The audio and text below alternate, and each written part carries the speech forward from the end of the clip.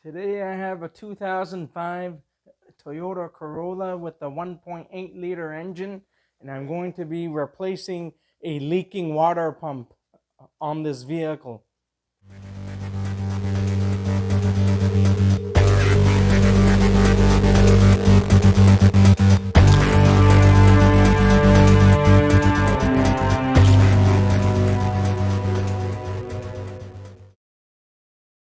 Welcome back to the Moose Mobile Auto Repair channel. And so today I'm going to be replacing the water pump on this Corolla because I already replaced it approximately a couple years ago, and now it's leaking again. Unfortunately, I used an aftermarket part, and so that aftermarket part is no good.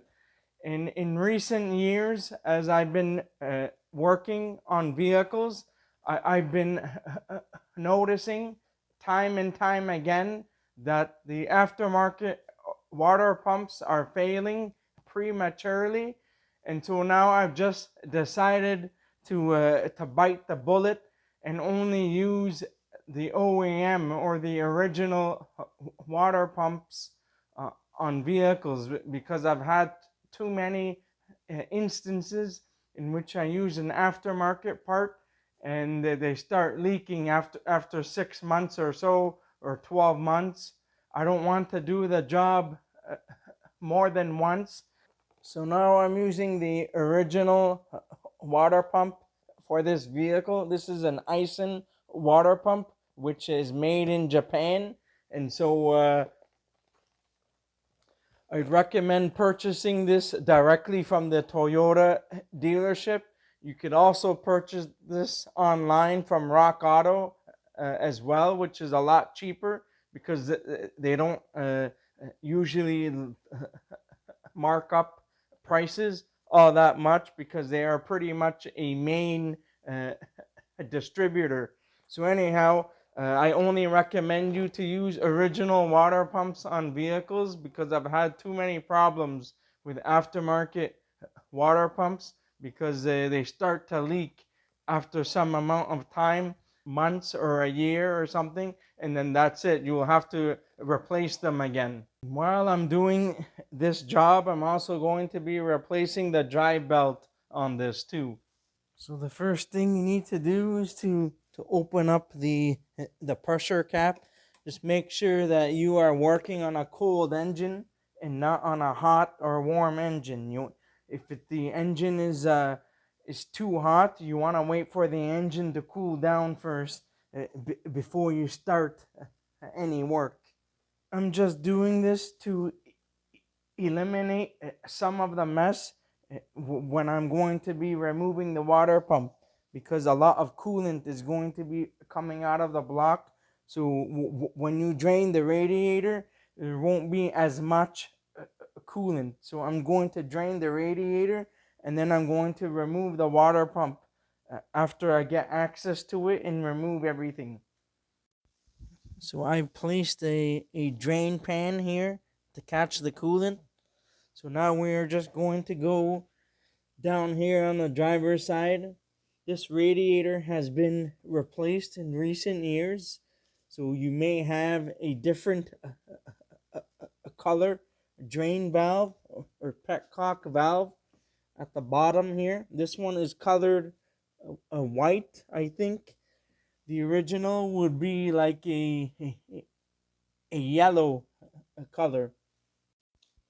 So as you can see there, you can see the white drain valve there. So I'm just going to use my hand to open it. So I'm just going to go down there to open it. So I'm just going to open this a tiny bit. You don't need to open it all the way. You don't want to open it all the way.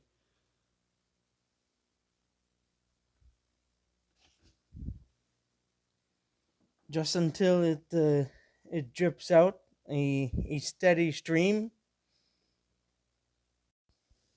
So unfortunately, I believe this design radiator, it does not have like a connection, like a small drain pipe at the bottom, because usually when you open up the drain valve, it should drain through the hole through the splash shield. Right now it's not open all the way, but it's almost all the way, because this radiator has been replaced. It was replaced with a similar Denso radiator, but for some reason it's not draining out where it's supposed to be. So I'm just going to slowly drain it out the way it is now, and just leave it at that, because usually it should be draining from the bottom on where the hole is.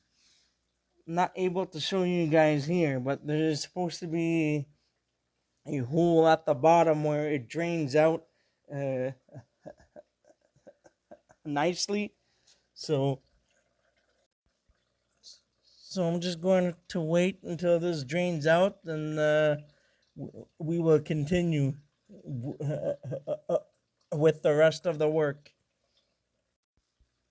So as long as I'm not making a huge mess, it's catching everything nicely, so it shouldn't be a big deal. And after it drains out a majority of the coolant, I just took the whole thing out. I'm going to reinstall this afterwards.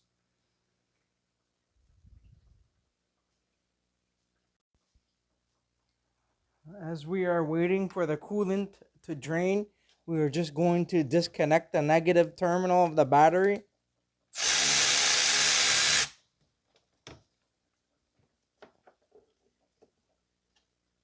We're just going to use like a shop rag or something so that it doesn't accidentally touch the negative terminal.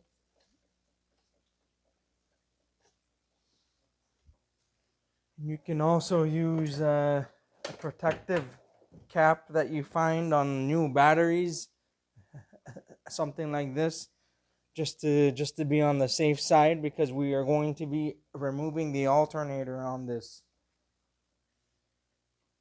As we are waiting for the coolant to drain, we are going to remove the engine cover.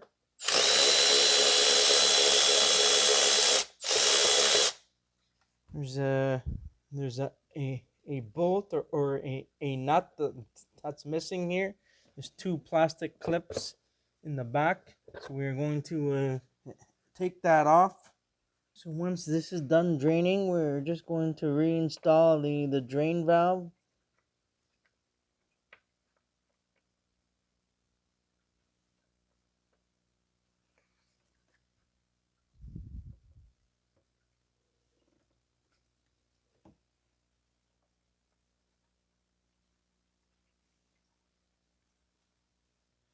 Just close it up until it gets tight. You don't want to over tighten this. And then that's it. There is a rubber seal that's on the drain valve or the petcock valve. Make sure that seal is well lubricated. It should be lubricated anyways, but make sure it's lubricated and that the seal does not get twisted or anything, so that you're able to reinstall the drain valve. Otherwise, if there's an issue with that seal, then it could cause leaks later in the future. That's why I usually I recommend to not remove the drain valve completely out. I just open it. Usually on Toyotas, I open them partially. I don't take them all the way out. So now I'm going to remove the coolant that's inside the reservoir later on. I temporarily reinstall the radiator cap because I don't want anything to fall inside there. So the next step is we are going to remove the drive belt and the alternator out of the way so we can access the water pump. So over here, there's a fixed hex nut on the tensioner here for the drive belt. It's a 19 millimeter. So I'm just using a 3/8 long ratchet. So just to pull towards you slowly and gently. You don't want to pull too fast or too much because it's going to break the tensioner. So you got to be very careful just until you get the slack to remove the belt. Now I'm replacing this belt, so I'm not going to be reusing it. So now just slowly relieve the tension until it stops, and remove the ratchet. Now you can take off the belt. Now in case that you're having a problem with this tensioner, in case if it is seized, then you will need to replace the tensioner assembly, and normally that involves supporting the engine and removing the engine mount in order to gain access to the tensioner, and you will need to jack up the engine quite a bit so you're able to have some clearance to replace it. But this tensioner was replaced, I think, a couple years ago. So I don't need to worry about that at this time. You can see the old belt is cracked. This one is a different design belt. You can see the cracks here.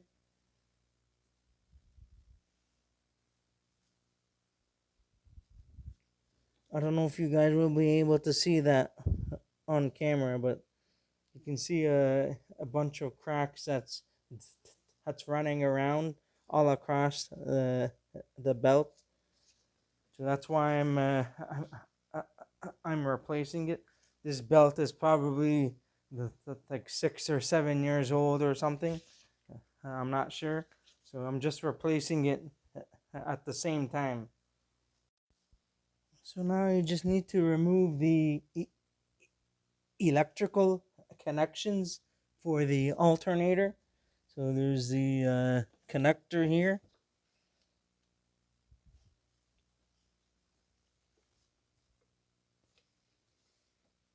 Squeeze the connector on the side here. You should be able to get it out. This one here on the side. And now we are going to remove the 10 millimeter nut.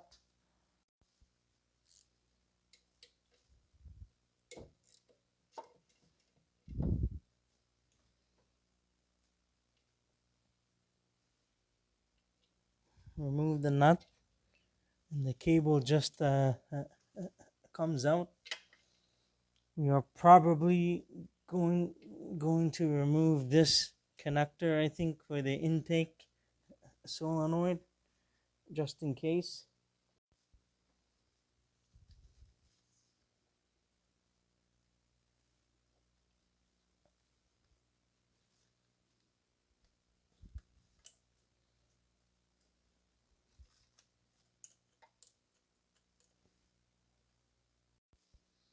Don't forget to remove the plastic bracket here. Alternator bracket. You may need to use a thin screwdriver in order to get that out if you're not able to use your hand.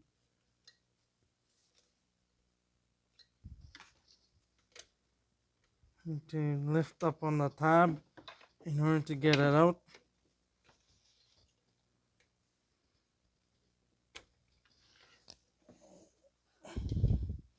I'm just using a pick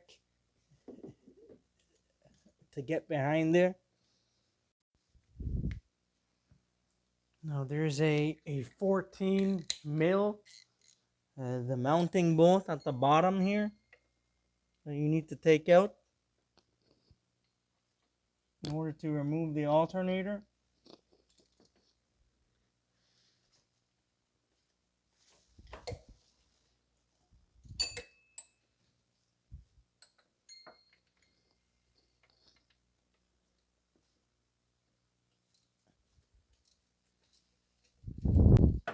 I'm going to loosen that up. I'll use my electrical ratchet, power ratchet to, to loosen up the bolt. There's a 12 mil here, so we're going to loosen that up.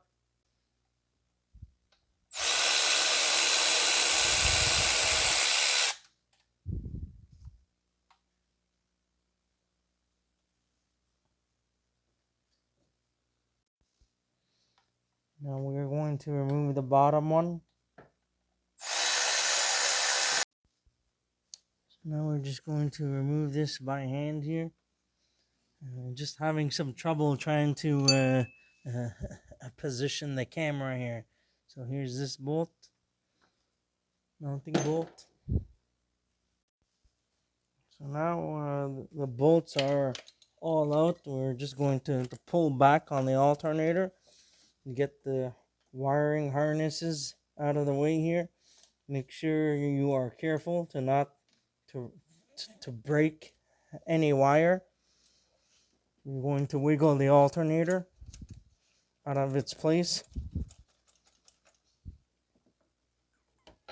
You should be able to get the alternator out afterwards.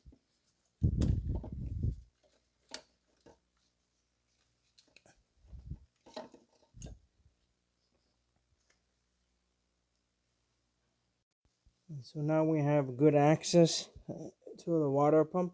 I forgot to mention that when you have the belt off, it's probably a good idea to check all of the pulleys just to make sure that they are okay. Make sure they are not making any noise or binding. Make sure they are not damaged. You want to manually to spin all of the pulleys. The AC compressor, the alternator, water pump. We are replacing this anyway, so it doesn't matter. The idler pulley, or the tensioner pulley, and the power steering pump in the back here. So you can see that the water pump is leaking at the back here. It may be difficult to show on camera because there is limited access room here to show. So just trying to see if I can show on where the leak is.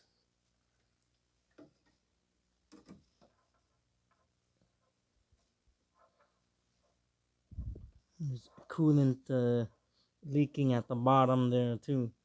But when I have this pump off, I'll show you on where it's leaking from. So now we are going to proceed to remove the water pump bolts. I believe there are a total of 6 bolts on this. They are 10 millimeters each in size. So we are going to loosen all of them. I have purchased brand new bolts, so we are not going to be reusing these old bolts. So you can reuse them if you want, but I feel a lot more confident using brand new bolts, as the old bolts will lose tension over time. In some bolts, they could be torque to yield, such as like cylinder head bolts.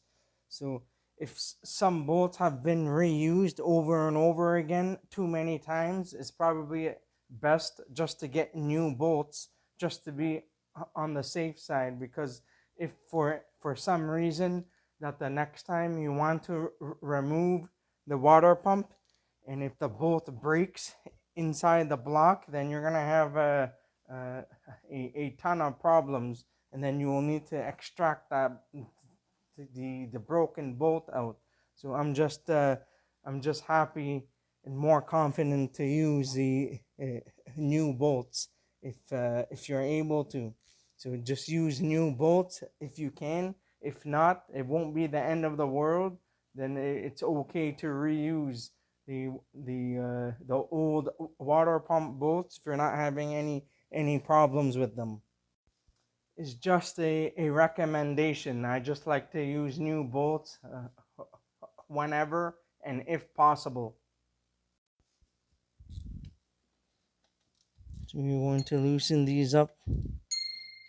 There's a 4 here in the front, and there's just 2 in the back somewhere. You can remove the engine mount if you want, but it's not totally necessary. It will give you a little bit of better access. There's 2 in the back here. I'm not able to show that on camera.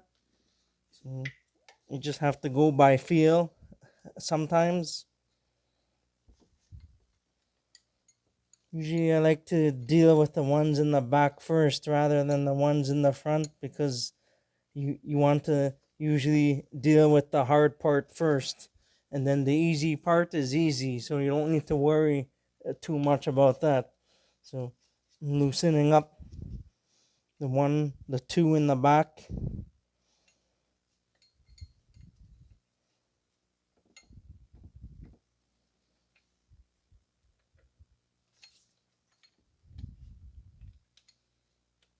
The 2 in the back are not that hard to get to.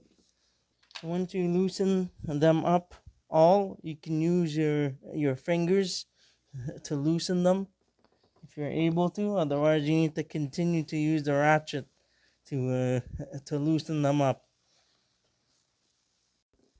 Sometimes if you don't want to bring a ratchet in there and you have loosened it up a tiny bit, you can just grab the socket and and work and work your way under there to get the bolts out.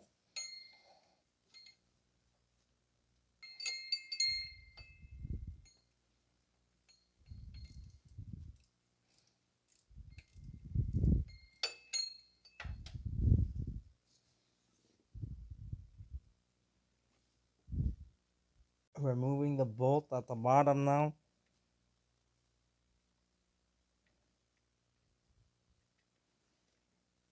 Trying to get it out. Right here. This one is a long bolt.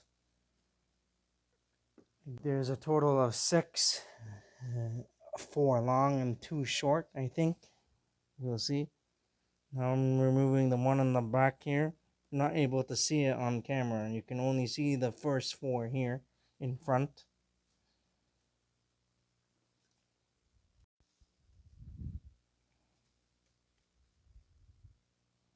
So now I'm taking the other bolt out.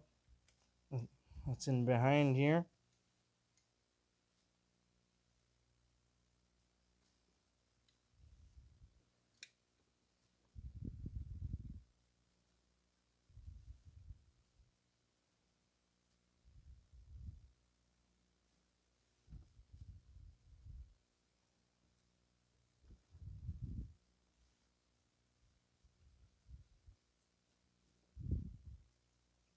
This one is a short bolt.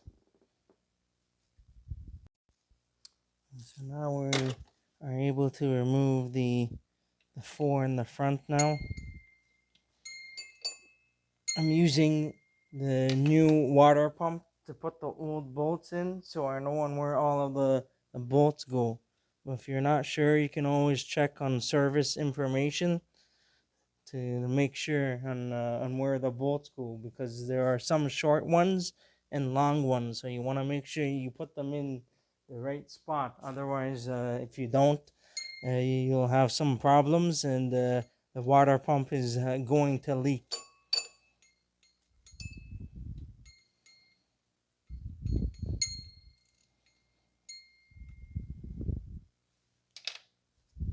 can play some music with the water pump pulley here. Every time the ratchet hits the pulley, play some music. Remove the bolts here.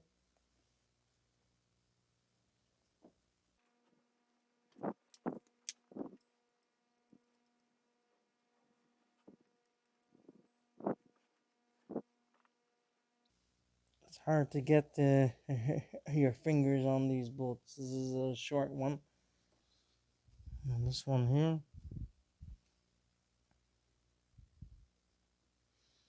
Just be ready to grab a drain pan so that you catch the coolant that comes out of here. This one is a long one. Make sure that you order these bolts properly, because you don't want to mix these bolts up. You want to make sure you get them right in the correct holes.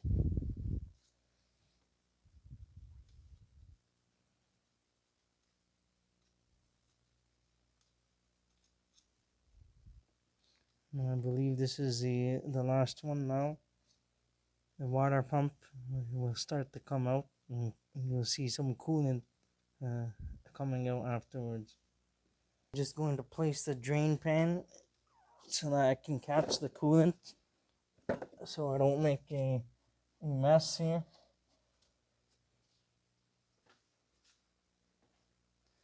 This pump should come off easily, just like that.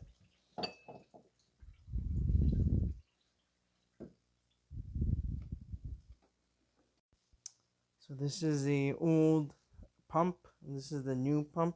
I placed the old bolts on the new pump just to know on where the bolts go. So on this pump here, you can see it came with a paper gasket and the rubber gasket here, the O-ring. You can see it's been leaking here for quite some time. You can see the liquid, all the brown stuff. I think it's been mixing up with some of the oil leaks that has been happening with this engine over the years. And you can see the dried coolant inside and where the weep hole is. So you can see that it's been leaking for quite some time now.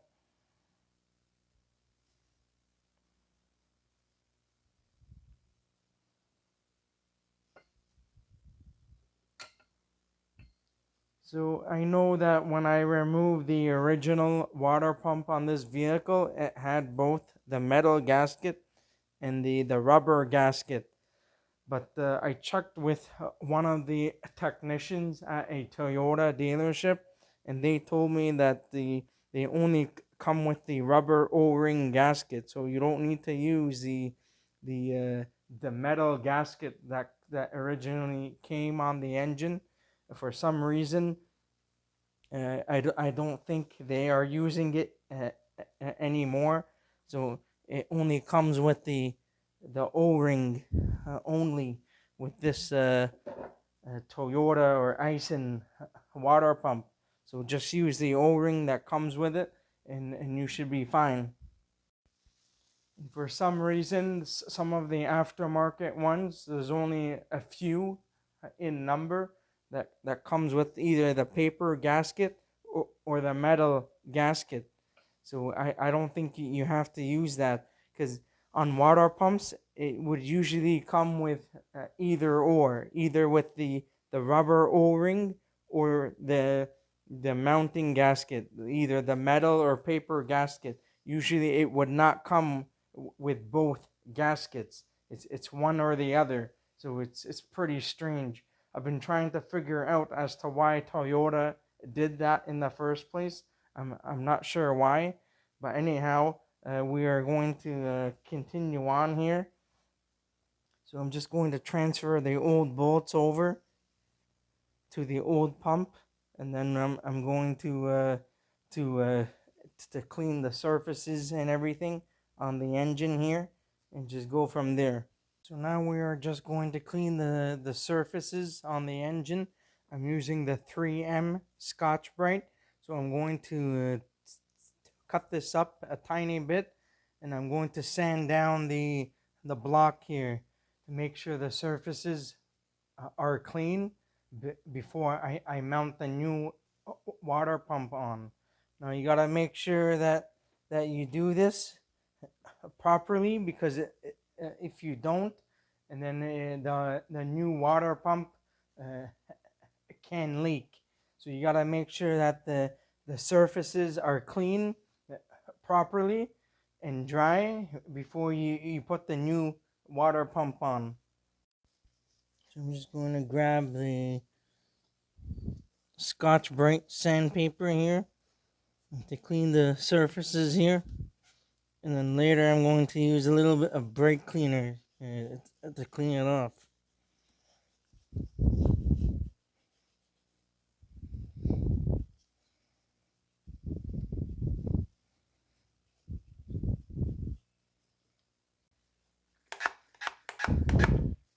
I'm just going to clean a little bit here.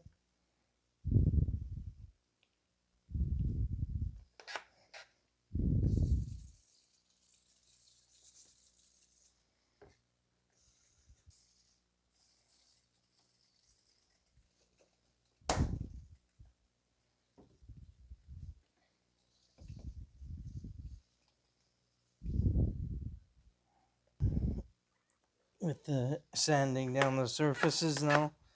Uh, just using a little bit of brake cleaner to clean the block area. If you want, you can put a rag inside the opening here if you want, just to prevent any dirt from getting inside, but all of that is going to come out anyways.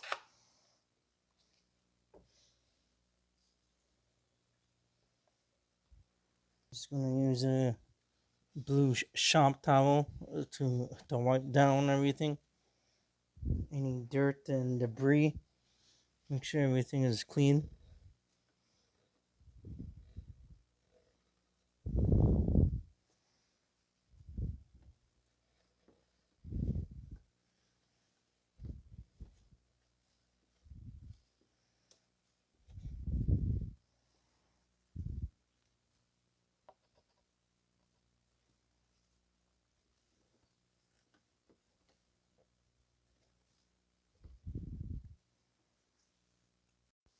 If you look here, the two bolts that came with the package is the two silver ones. The black ones are from the dealership over here. I ordered these just in case. So I believe that the updated ones are slightly shorter than the longer ones. I'm not sure. I think it's slightly shorter. And then these are the new long bolts. They have the threads that run all the way through, and then they stop here, and then they have a little bit of a piece that's extending from there. The old ones, they do not have that. I'll show you guys in a moment after I install the seal and after I get the water pump in. So here is one of the old bolts. This one here. So you can see that the old bolts, they don't have the piece that extends on top here compared to the old one. So this one is the updated one. So you'll have to get these four from the dealership. I will place the part numbers on the screen somewhere so you guys can order them for yourself. This one, this one here is 90080119292. These ones are for the long bolts. For the four long, the short ones you don't need to order them because they come with the part itself. But in case if you do need to order them. Part number here is 91511G0622. I'll put everything on the screen for you guys to see. So we are going to install the new seal. Make sure that you dip the new seal in new coolant. Do not install it dry. So we're going to install the seal now.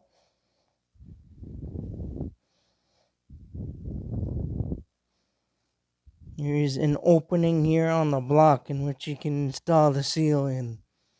You don't need to add anything. Don't add any like silicone or gasket maker or anything like that.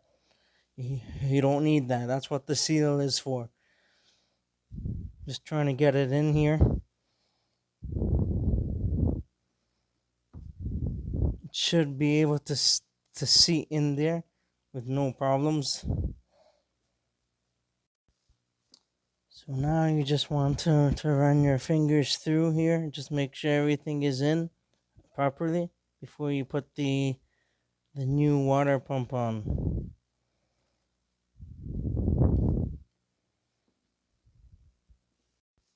So I placed just the one of the long bolts on the very top so that I can install this. So now I'm going to install the new water pump.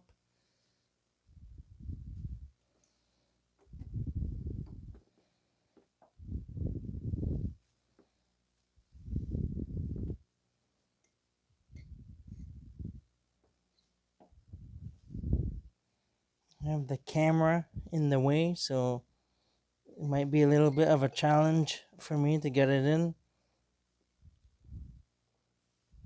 Try to keep you guys on the air here.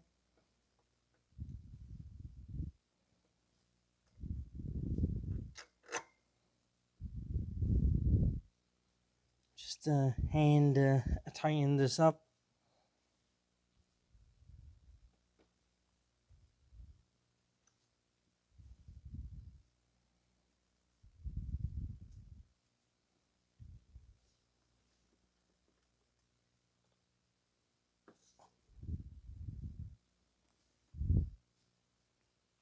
I'm going to get the 2 bolts in here.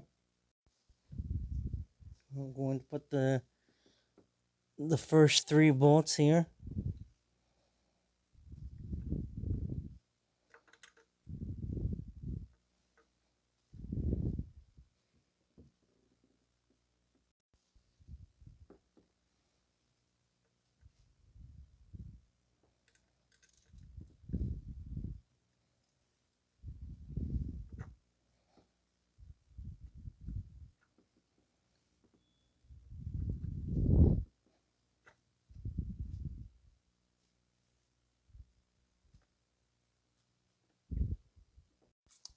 So now I just had to temporarily to cut the camera out because I didn't have that much working room. So I got all of the bolts in.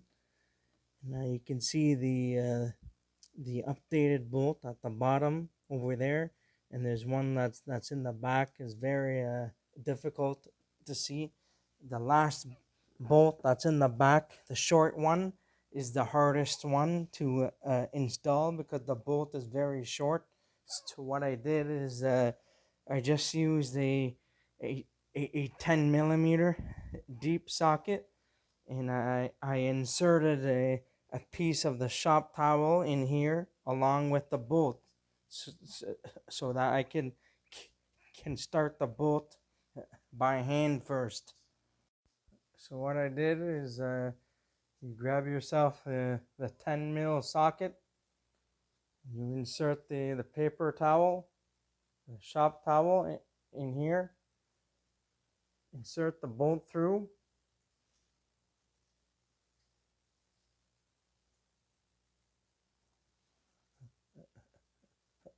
something like this, so that way the bolt will not drop. I just remove the excess of the shop towel. and then you have yourself something that's like this. So you can just to try to get the bolt in then, and then after you get the bolt in all the way, the paper, the shop towel, it will just come off then after the bolt is in. So if you're having a hard time trying to get one out of the 6 bolts or more bolts in, you could use the blue shop towel method, and and that will probably help you out. Now, as I install the new water pump bolts, one of the short bolts would not go in the one hole because it will not thread inside the block. So on this one, if you don't have the correct bolts inside, it just won't go in. It will be loose in there. So that's how you know that you don't have the correct bolt in. But still, make sure you don't mix them up. Make sure you keep the long ones with the long ones and the short ones with the short ones. There's 4 long and 2 short on these ones here. So again, I was saying that there is a running change was made to the AISIN WPT 106 water pump. So they changed the bolts, and I believe the bolts are wider, and it covers a wider surface area or something. So anyhow, I tried to follow this. There is this one here. You can see that there's the AISIN, the small label that's under there. So I try to put the short bolt in there, but it would not go in originally. And when I took it out, the short bolt came out of here. So I put it back in here. It just won't go in on that one. So there's not much that you can do. I just wanted to mention something here. Now, earlier I didn't read the instructions 100%. You do not need to use the bolts that come with the box for this AISIN water pump for the February 2002 to the 2006 Corolla models. It doesn't say anything about the 2007 and 2008 models. These bolts and the water pump, they change this design for the earlier generation Corollas. So that's only for the earlier generations, not so much for the later generation Corollas. So whether you decide to use these shorter bolts or not on the newer generation Corollas, according to the manual here, it does not matter whether you use the shorter bolts or the original bolts that came on the vehicle. Either way, you're still going to be fine. I still use the short bolts anyway, just in case. There's no difference. I don't think it makes a difference, but I believe that the updated bolts that came inside the box is slightly wider to cover more surface area on the head of the bolt. So it doesn't matter as to whether you use the shorter bolts or if you use the bolts that came off the vehicle. So it's up to you. It's not a big deal. There won't be any problems. It's already been a week or 2 weeks or so, and there's no leaks on this. It's still going to seal the water pump fine, and you shouldn't have any issues. So I just put the short bolt on the next one over because that's where it fits, because it will not thread inside the block. So as you see here on the old one, you can see there is three long. The first three long and then short. Over here it said there's two long, one short, and one long. It's not working on this one. And in the back you have the short bolt in the back. Only two short bolts. There's one in the very back and there's one in the front here.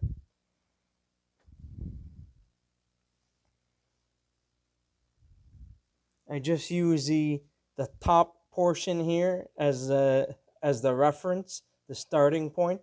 So this one here is the same one as the one on top here. So I just use this one as a reference point, so that way I don't mix up the bolts.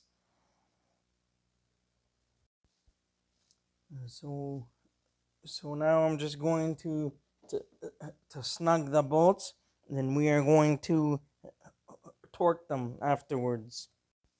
So we are going to snug the bolts, and then we are going to torque them afterwards.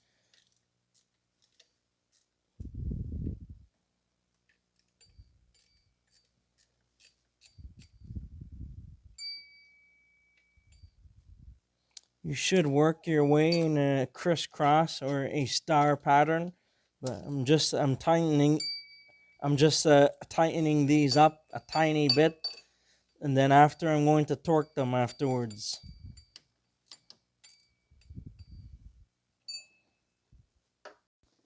So you guys won't be able to see anything here, so I may go off camera for a small bit, and I'll bring you guys back afterwards, because I can't really show you guys everything here. It's a tight space.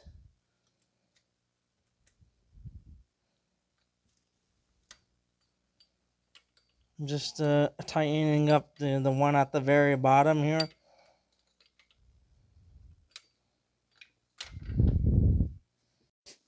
So the torque spec for the bolts are 8 foot-pounds. So I'm using a 1/4 inch torque wrench.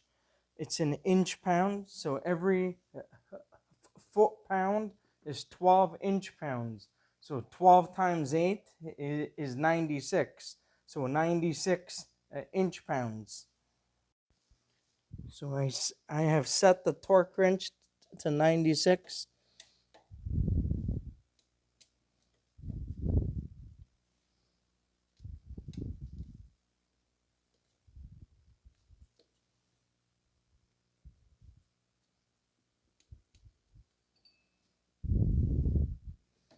You're going to go to the back. You should work your way in a crisscross fashion.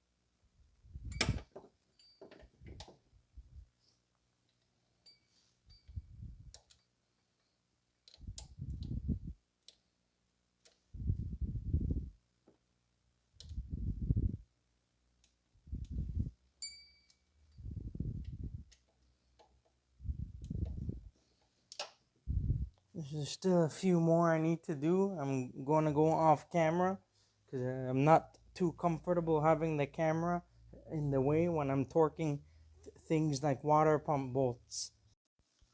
So now I torqued everything up in a star shape pattern.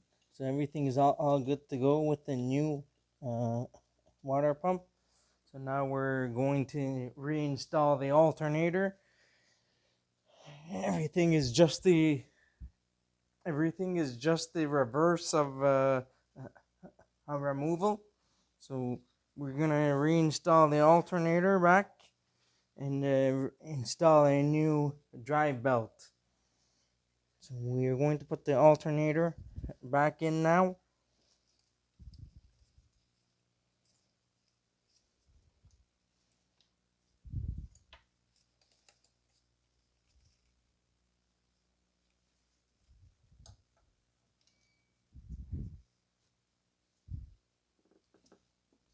Just need to line this up.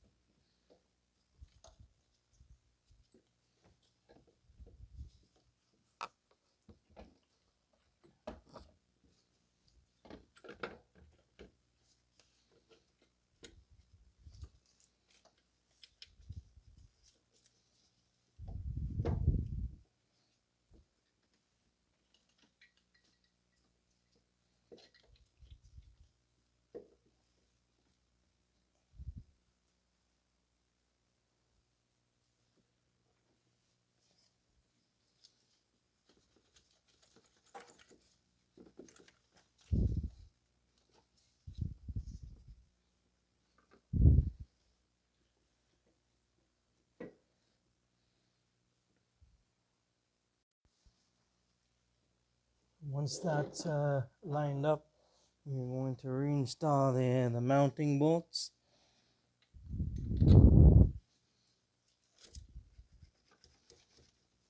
We take a little bit of wiggling in order to get everything in.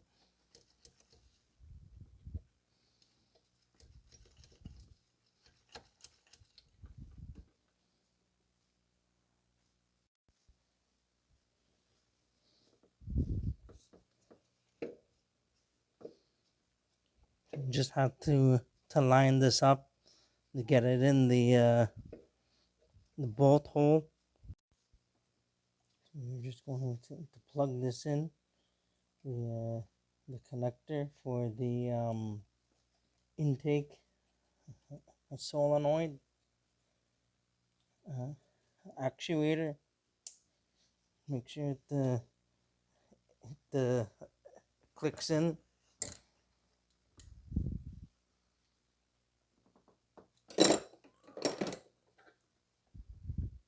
Now we're going to install the 12 millimeter, the mounting bolt for the alternator. The bottom is 14, the top is 12.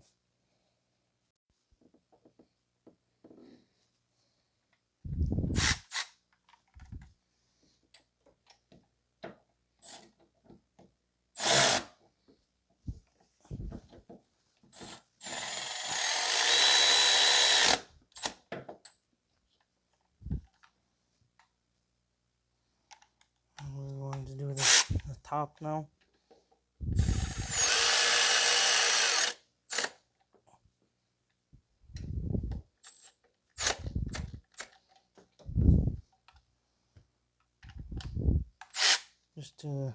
We're going to snug up the bolts.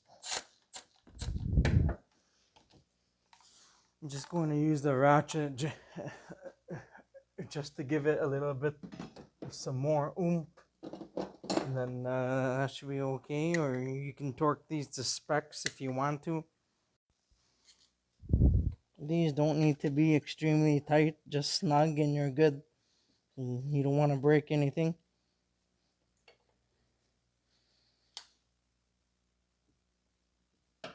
And the top one.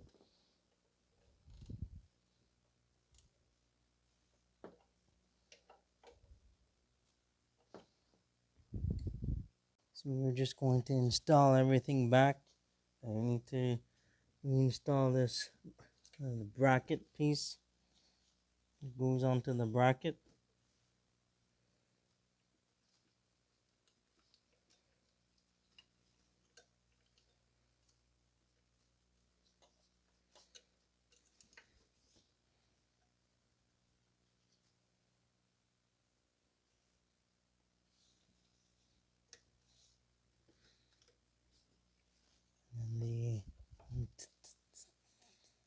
connector for the charging system for the alternator. Make sure everything clicks. We install the positive connection onto the alternator. I forgot to mention that the plastic cap, it's missing on this one here. So on your vehicle or whatever vehicle you are working on, you may have to remove the gray uh, protective plastic cap that's covering this. Uh, this one is missing because the old one broke. I'm just going to make sure this is in properly before we tighten up the nut.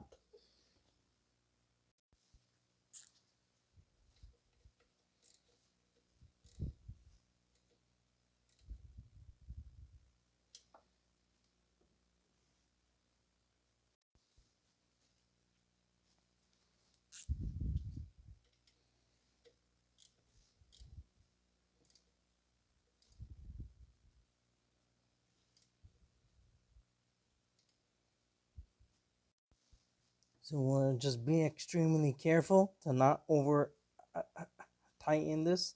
This just needs to be on just like snug. It doesn't have to be extremely tight. If you over tighten this, you will break the stud on this, and then you will most likely will need to replace the whole alternator unless you're able to fix that. So we want to make sure that you don't break the stud on this. So now I'm going to install a new belt on this now, and then that will be it. Then I'll need to fill the cooling system afterwards, and we are going to bleed the cooling system after that. I did forget to mention earlier that to make sure that you draw yourself a routing diagram before you remove the old belt, so you know on where the belt goes after you take it off. So now I have the belt. It's all routed through. So I have the ratchet on the tensioner now. I just need to put the belt on. I just need to slide the belt on onto the alternator pulley, and then we are just going to finish up everything. It's probably best to slide the dry belt onto the smooth pulley last, or water pump pulley, or tensioner pulley, the smooth pulleys, because it's easier to slide them on, because usually the ones that have the ribs like this one here are a lot harder to slide on, because the belt only allows you to have a certain amount of slack when you relieve the tensioner. So you only have so much room to reinstall the belt. So it's probably best to just slide it onto the smooth pulley if you're having a hard time. It's just easier for me to put it on the alternator pulley, because that one is the closest one that's available here. So I'm just going to relieve the tensioner slowly. Put some tension on the belt.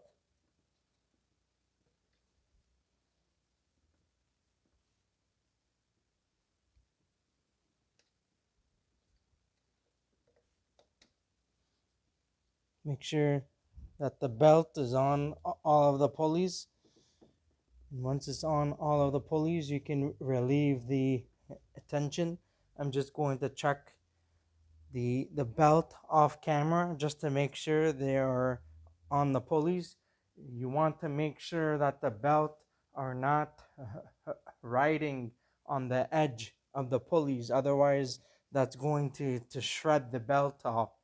So we want to make sure that the belt is on properly before you start the vehicle.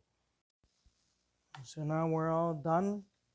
We're going to reconnect the negative terminal of the battery.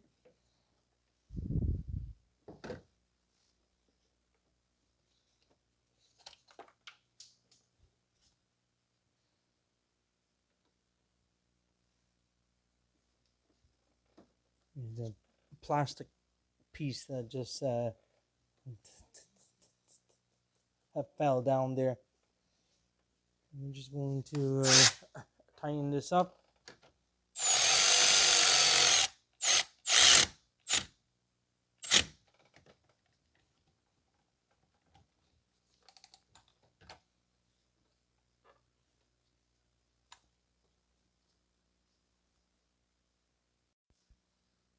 So now we're going to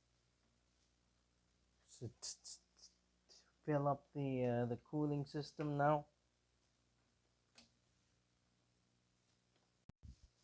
So now we are going to fill up the cooling system on this.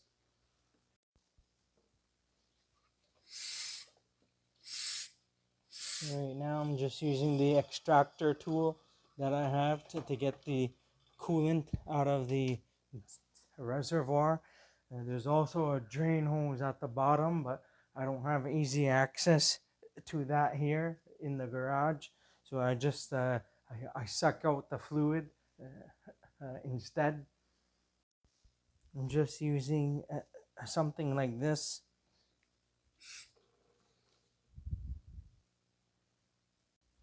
So now we are going to fill the cooling system up. I'm using the Toyota Super Long Life coolant.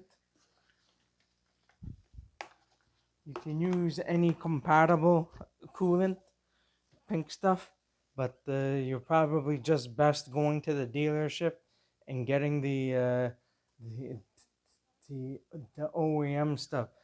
But it's okay to use aftermarket stuff as long as it's the same thing, the same exact thing. You should be okay. I'm going to fill this up. I'm working very late tonight, so I'm going to have to stop after I fill this up, and I'm just going to let the coolant to sit overnight, and it will bleed a majority of the air out, but still I'm going to bleed the cooling system uh, the next day, tomorrow, or today actually. So I'm going to bleed the cooling system with the engine running afterwards. But for now, I'm just going to fill the cooling system up first and let it sit overnight.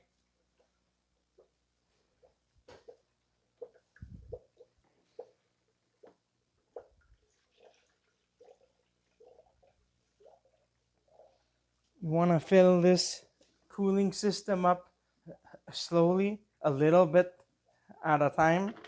Uh, I did have a jack here. I jacked up the vehicle a tiny bit, so I don't have to break my back as I'm doing the water pump job. I'm starting to have a very bad back these days. So anyhow, I'm going to continue to fill the cooling system up. I'm going to lower the vehicle now.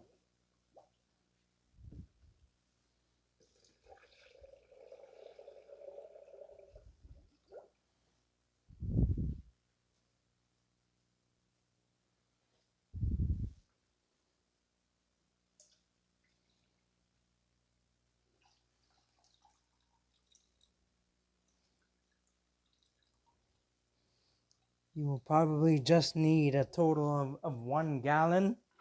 And if in rare cases you may need a gallon and probably a tiny bit more. So I'm going to let this sit overnight. I'm just going to place a rag on top of this because bugs, insects, and stuff, they like to find their way through here because the coolant is nice and sweet for them, and so I don't want the bugs to be ending up in the cooling system. So I'm going to cover this up, and I'm going to let the vehicle sit overnight, and we are going to continue off for the bleeding of the cooling system and finishing everything up, and that should be it. So today is the next day. I removed the shop rag or towel off from here, so there's still coolant in here. So I'm just going to bleed the cooling system now. So we are just going to start the engine up. I had the battery disconnected, so if you start it up right away, it will just start and stall. So if you want, you can leave the ignition on for about half a minute or 1 minute or something, and then you can start it and it won't stall. So anyhow, I'm going to start it again.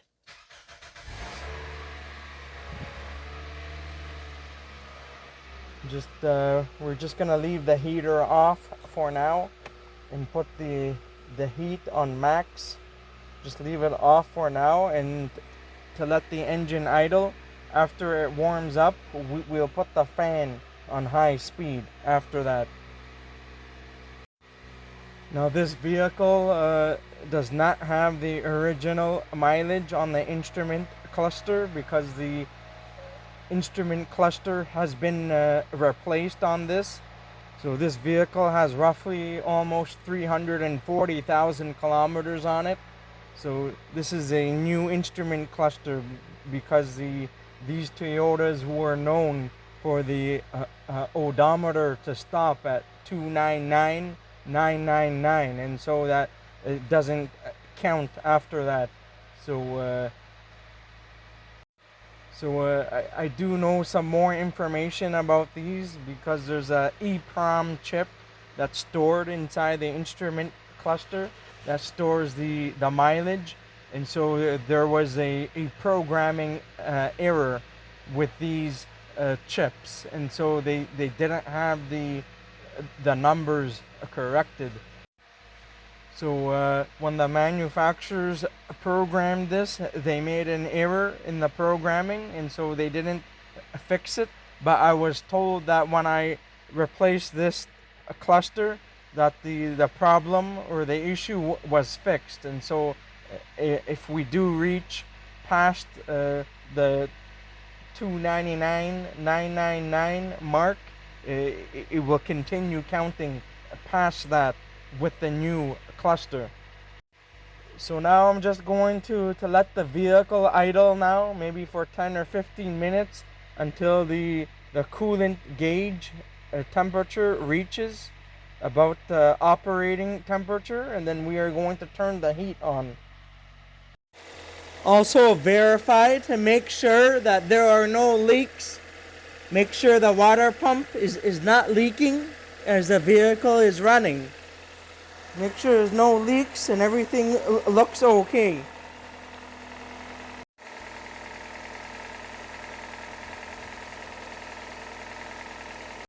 So once the vehicle has warmed up, you can turn the heater on max, on high, all the way hot, and make sure it's on the vents here.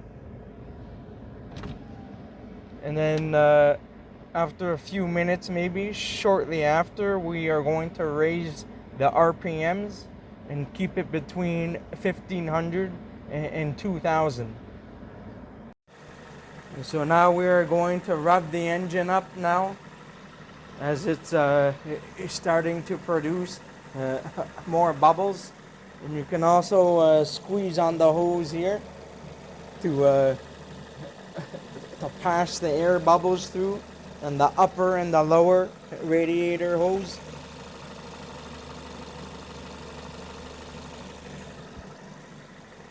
So we are just going to raise the RPM maybe at 2000, and to keep it there a steady 2000, and we'll probably do this for the next 15 to 20 minutes. And also keep note that the vents now, right now, it's cold. It should be warm and hot. So you gotta make sure that you are getting heat and that it's steady. So we gotta make sure it's that you're getting heat as you are doing this, and just keep the RPM up between 1500 and 2000, making sure that the fan settings are on high and on full hot, that you are watching the level of the coolant. If the cooling drops too much, then you will need to top it up, because you don't want any air to get back into the system. So you got to make sure that you are filling it up with coolant if the level drops too much.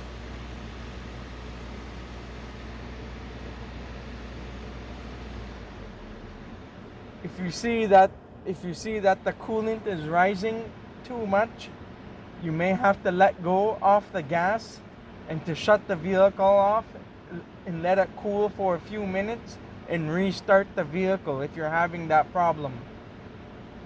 I'm just waiting for the level to drop. If the level is too high, you may need to take some coolant out. So I'm just using the throttle depressor tool to hold down on the gas pedal, and holding it a steady roughly 2000. I'm starting to get heat now, so I'm just gonna continue to do this for the next 15 to 20 minutes. So now you want to make sure that the hose feels hot here. Make sure it's warm and hot.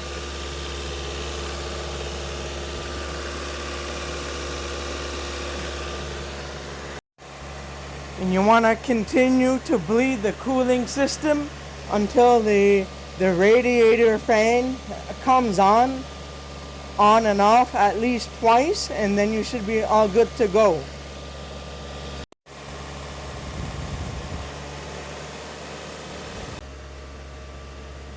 So now you can also monitor the coolant temperature on the scan tool and check the specifications. And when the thermostat opens, I'll put the specifications on the screen.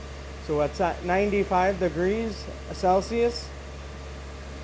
So the cooling fan should come on soon. So I'm just waiting for the cooling fans to come on. So I'm still waiting for the cooling fans to come on. It's been about 20 minutes or so. I'm just going to let go of the gas pedal. I'm just waiting for the radiator fan to come on. The temperature will fluctuate a little bit. It's back down to 91 Celsius. Now in some cases, if the cooling fan does not come on, you may need to raise the RPM temporarily in order to raise the temperature so that the cooling fans will come on. Because once the cooling fan comes on, it tells us that the thermostat has fully opened. So you know that everything has been bled fully. So now I'm just using the blue driver scan tool I forgot to mention earlier. So I'm at 95, at 96 now. The cooling fans should come on soon. I'm just raising the RPM close to 3000. I want to heat it up quickly so I can get the temperature to increase, because it's been an awfully a long time now. So now the cooling fan is running, as you can see. So until it comes on and off at least twice, and then you're all good to go.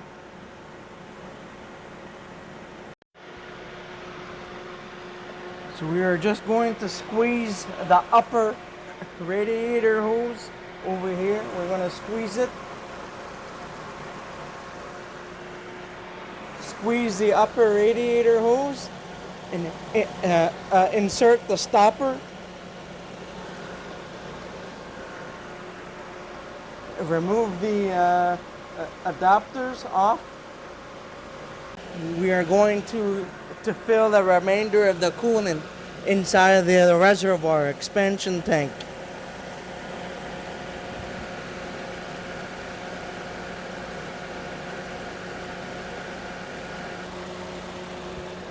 Reinstall the radiator cap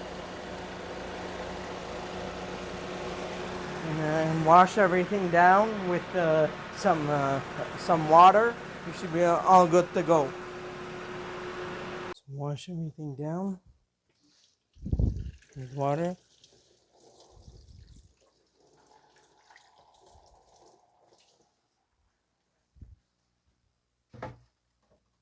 You should be all good to go. So once the cooling fan has come on at least twice, on and off, 2 cycles, and then you should be all good to go.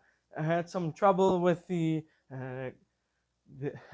the funnel kit with the adapters. It's a very tight fit, so they are very difficult to take off. Anyhow, everything it looks good. I'm just going to go for a road test, and then that's it. So the last thing I have to do is just to reinstall the engine cover, and then that's it. After you go for a road test and then come back, just double check the coolant level inside the reservoir and just make sure again that there's no leaks, and then you should be all good to go. That's it for today. If you enjoyed this video and found it helpful, please don't forget to give it a like, and please consider subscribing to my channel if you're not already a subscriber, and I'll see you guys in the next one. Have a good day and take care.